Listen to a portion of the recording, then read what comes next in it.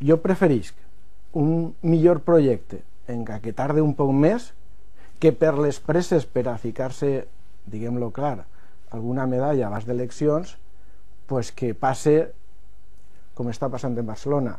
Encara que ahir, i faig un parèntesis, una xicoteta d'intervenció que no me puc, diguem-ne, el cor me demana fer-la, és dir, què haurà passat en Barcelona amb 43 morts en un accident? Considere total i absolutament fora de lloc el que estàs dient, José Luis.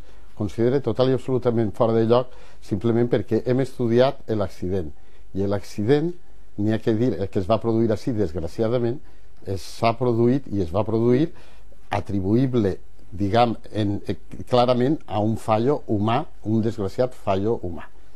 I em sembla que posar morts damunt la taula no mos porta a cap de lloc.